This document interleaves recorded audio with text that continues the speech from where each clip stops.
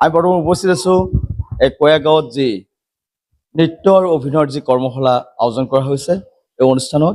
আৰু আজি এই অনুষ্ঠানত আহি উপস্থিত হৈছে অসমীয়া ধাৰাবাহিক তথা ভ্ৰাম্যমানৰ মময় অভিনেত্ৰী শিল্পী শিখাবা। আৰু আমি তেখেতক ইয়াত লগ পাইছোঁ আৰু তেখেতৰ পৰা আমি দুটিমান মনৰ কথা জানিবলৈ বিচাৰিছোঁ। এই ক্ষেত্ৰত আজি এই অনুষ্ঠানটোত জড়িত হৈ আপোনাৰ অনুভৱ কেনেকুৱা হৈছে বা? ভাল লাগিছে খুব। অনুভৱ বুলি ক'লে একাষাৰতে ভাল লগা বুলি ক'ব লাগিব।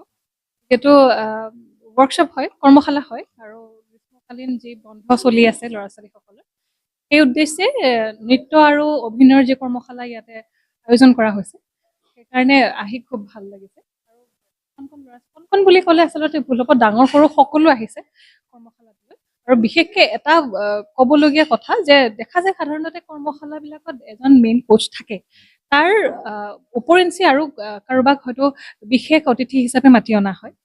কিন্তু তাৰ সলনি আপুনি এনেকুৱা এটা আয়োজন কৰিছে য'ত এজন ব্যক্তিকে প্ৰাধান্য দিয়া হয় এটা দিনত মুখ্য কৰি, আৰু তেওঁৰ পৰাই যথাসম্ভৱ যিখিনি জ্ঞান থাকে সেই সকলোখিনি ল'ৰা ছোৱালীখিনিয়ে আয়ত্ব কৰিব পাৰে। সেইটো খুব ভাল পদক্ষেপ বুলি মই ভাবোঁ। যিহেতু আপুনি এটা ৰকম এটা দি পেলাই কোনোবা এজন অতিথিক মাতে আৰু সেইখিনিৰ বিনিময়ত তেওঁ যদি ল'ৰা ছোৱালীখিনিক দুই এষাৰ কথা নকয়ও, তেতিয়াহ'লে হয়তো মই ভাবোঁ যে ল'ৰা ছোৱালীখিনি পাবলগীয়া জ্ঞানখিনিৰ পৰা ক'ৰবাত বঞ্চিত হৈ ৰৈ যায়।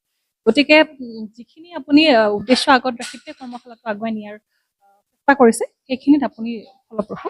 আৰু সেই আপাহতে মই কৰ্মশালাটোত আহি সকলোৰে লগত এক হৈ থাকি মোৰ যিখিনি মই দিব পাৰিছোঁ তেওঁলোকক দিছোঁ। মই ভাবোঁ তেওঁলোকে সেইখিনি আয়ত্ব কৰি দিব। আৰু মই শিকাইছোঁ যদিও মই নিজেও বহুত কথা তেওঁলোকৰ পৰা শিকিছোঁ। গতিকে তাৰ কাৰণে আপোনাক বহুত বেছি ধন্যবাদ। এইখিনিতে বাক মই আৰু এটা প্ৰশ্ন সুধিব বিচাৰিছোঁ। আচলতে আজিকালি কি হয়, আমাৰ গাঁও অঞ্চলত সাধাৰণতে বুজি নাপায় যে ৱৰ্কশ্বপ কি হয়, কৰ্মশালা কি হয়। আৰু এনেকুৱা ভিতৰুৱা অঞ্চলত আচলতে কৰ্মশালা এটা আয়োজন কৰি মানে ইয়াক প্ৰতিষ্ঠিত কৰিবলৈ খুব কঠিন, প্ৰয়াসটো খুব কঠিন হয়। আৰু আপুনি দেখিছে নিশ্চয় আমাৰ ষ্টুডেণ্ট সঁচাকৈ তাকৰ, তাৰ মাজতো এটা সাহস কৰিছোঁ। আৰু গতিকে এই ক্ষেত্ৰত আপুনি আমাৰ অকল মই নহয়, ইয়াত যিখিনি উদ্যোক্তা যিখিনি আমাৰ লগত জড়িত হৈ আছে তেখেতসকলক আপুনি কি ক'ব এই ক্ষেত্ৰত? আচলতে পিছপৰা বা আগবাঢ়ি থকা অঞ্চল বুলি কোৱাটো ভুল, কাৰণ শিক্ষাৰ ক'তো শেষ নাই। আপুনি পিছপৰা জেগাৰ পৰাই আহিয়েই যেনিবা আজি এটা অনুষ্ঠানত যোগ দিছে, তেতিয়া জানো আপোনাক মানুহজন ধৰি ক'ব পাৰিব যে এওঁ পিছপৰা অঞ্চলৰ পৰা অহা? নিশ্চয়কৈ নকয়। গতিকে শিক্ষা য'ত শিকিব পাৰি সেইটোৱে একোটা অঞ্চল বুলি মই ভাবোঁ। আৰু যদিও কয় আজি মই প্ৰথমবাৰ আহিছোঁ জীৱনত, এই অঞ্চলটোত আহি অকল ল'ৰা ছোৱালী বুলিয়ে নহয়, কৰ্মশালাখনৰ উদ্দেশ্যে অভিভাৱকসকলৰ যি উৎসাহ অনুপ্ৰেৰণা মই দেখিছোঁ, মই কোনো কাৰণত নকওঁ যে এইটো এটা পিছপৰা অঞ্চল, কাৰণ মই যিখিনি দেখিছোঁ সেই ভাৱত এই অঞ্চলটো সাংস্কৃতিকভাৱে যথেষ্টখিনি আগবঢ়া। গতিকে তেনেকুৱা এটা অঞ্চলৰ পৰা যদিও 10 গৰাকীও যদি ছাত্ৰ ছাত্ৰী ওলাই আহিছে কৰ্মশালাটো বুলি, সেয়া খুব ভাল লগা কথা।